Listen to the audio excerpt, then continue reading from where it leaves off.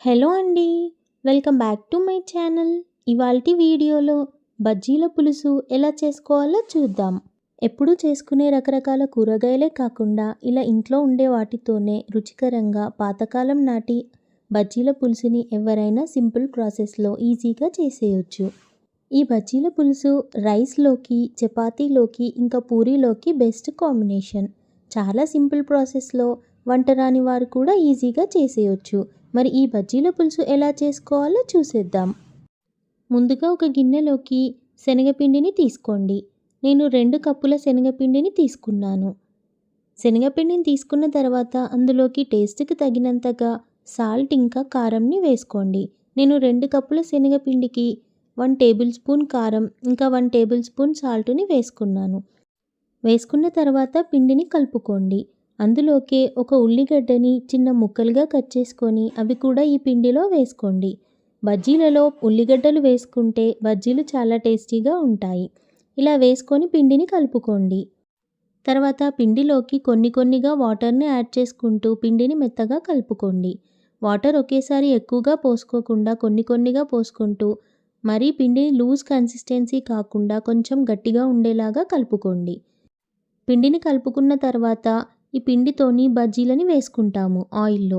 కాబట్టి పిండిని మరీ లూజ్గా కాకుండా బజ్జీలు వేసుకునే విధంగా కలుపుకోండి. 2 ఉల్లిగడ్డల్ని ఇలా చిన్న ముక్కలుగా కట్ చేసుకొని పెట్టుకోండి. కొన్ని పచ్చిమిర్చీలను కూడా కట్ చేసుకొని పెట్టుకోండి. చింతపండుని కొంచెం తీసుకోండి. మనకు పులుసుకు కావాల్సినంతగా తీసుకోండి. ఇలా పిండిని కలిపి పెట్టుకున్న తర్వాత చింతపండుని ఒకసారి కడిగి తర్వాత అందులోకి వాటర్ని యాడ్ చేసుకొని పెట్టుకోండి.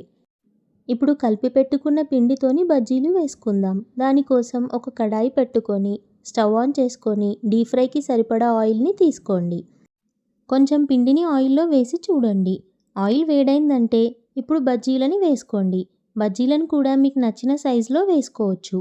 ఇలా కొంచెం పిండిని తీసుకుంటూ ఇలా రౌండ్గా వేసుకోవడమే.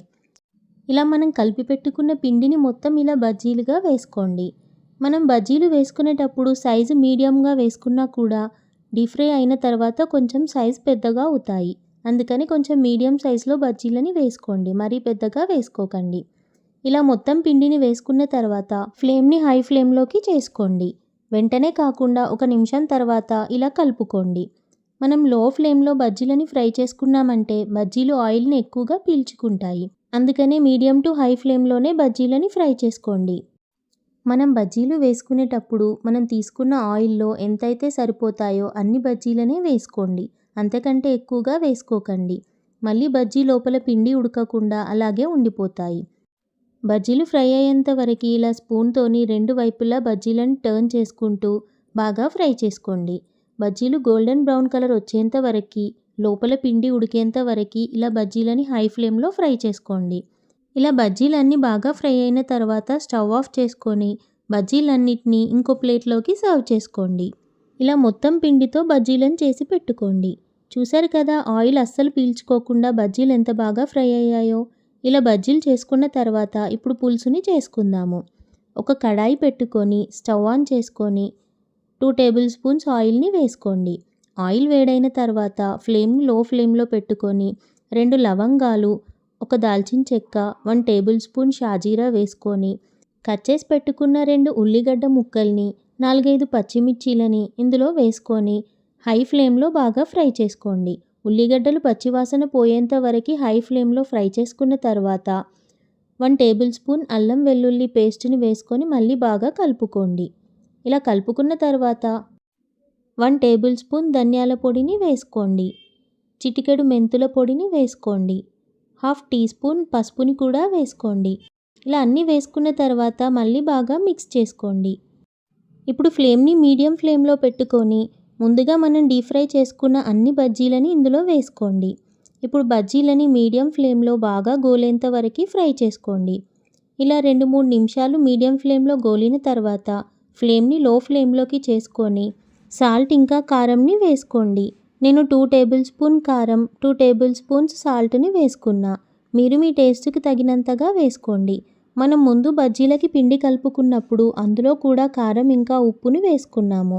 అందుకనే ఇప్పుడు కొంచెం తక్కువగా వేసుకోండి. మీ టేస్ట్కి తగినంతగా ఉప్పు, కారం వేసుకున్న తర్వాత మొత్తం బాగా మిక్స్ చేసుకోండి. ఇలా మిక్స్ చేసుకొని ఫ్లేమ్ని లో ఫ్లేమ్లో పెట్టుకొని చింతపండు రసాన్ని వేసుకొని బాగా మిక్స్ చేసుకోండి. మీరు ఈ కర్రీలో గ్రేవీ ఎక్కువగా కావాలనుకుంటే కొన్ని వాటర్ని ఎక్కువగా వేసుకోండి. గ్రేవీ కన్సిస్టెన్సీ తక్కువగా కావాలనుకుంటే కొన్ని మాత్రమే వేసుకోండి. నేను గ్రేవీ కోసం ఇంకొక గ్లాస్ వాటర్ని వేసుకుంటున్నాను. ఈ బజ్జీల పులుసు కూర మొత్తం చేసిన తర్వాత ఈ బజ్జీలే పులుసుని ఎక్కువగా పీల్చుకుంటాయి.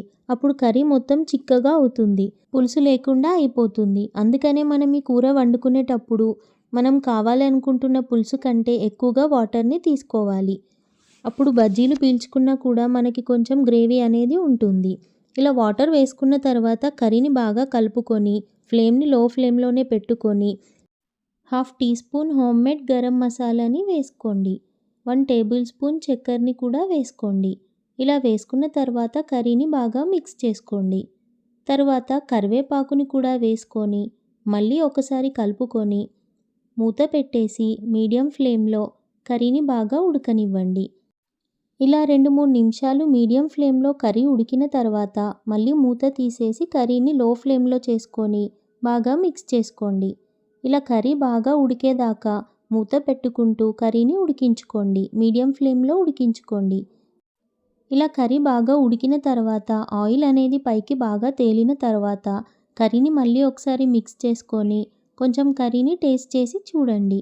మీకు ఏదైనా తక్కువగా అనిపిస్తే సాల్ట్ అయినా కారం అయినా ఏది తక్కువగా అనిపిస్తే అది వేసుకొని మళ్ళీ కర్రీని బాగా మిక్స్ చేసుకొని మూత పెట్టేసి మీడియం ఫ్లేమ్లో 2 నిమిషాలు ఉడికించుకోండి. చూసారు కదా, 2 నిమిషాలు మీడియం ఫ్లేమ్లో ఉడికించుకుంటే కర్రీ అనేది చిక్కగా అయిపోయింది. అప్పుడు మూత తీసేసి ఫ్లేమ్ని లో ఫ్లేమ్లో పెట్టుకొని కర్రీని బాగా మిక్స్ చేసుకొని తర్వాత కొత్తిమీరని వేసుకోండి. మళ్ళీ ఒకసారి కర్రీని మిక్స్ చేసుకొని మూత పెట్టేసి లో ఫ్లేమ్లో 2 నిమిషాలు ఉడికించుకోండి. తర్వాత స్టవ్ ఆఫ్ చేసుకొని సర్వ్ చేసుకోండి. అంతే అండి, చాలా సింపుల్ ప్రాసెస్లో పాతకాలం నాటి బజ్జీల పులుసు రెడీ. ఇంట్లో కూరగాయలు లేనప్పుడైనా నాన్ వెజ్ తినాలనిపించినప్పుడైనా పప్పులేమీ లేకుండా ఇలా ఇంట్లో ఉన్న వాటితోనే సింపుల్ ప్రాసెస్లో చేసేయొచ్చు. వేడివేడి రైస్లోకి ఈ బజ్జీల పులుసుని సర్వ్ చేశారంటే చాలా ఇష్టంగా తినేస్తారు. రైస్లోకే కాకుండా దోశ, చపాతీ ఇంకా పూరీలోకి కూడా చాలా టేస్టీగా ఉంటుంది ఈ కర్రీ. లంచ్ బాక్స్లోకి కూడా సింపుల్గా చేసి సర్వ్ చేయొచ్చు. మీకు ఈ రెసిపీ నచ్చినట్టయితే మీరు ఈ ప్రాసెస్లో ట్రై చేసి చూడండి. నా వీడియోకి లైక్ చేయండి, మీ ఫ్రెండ్స్ అండ్ రిలేటివ్స్తో షేర్ చేయండి. నా ఛానల్ని సబ్స్క్రైబ్ చేయండి. పక్కనే ఉన్న బెల్ ఐకాన్ని క్లిక్ చేయండి. Thank you for watching.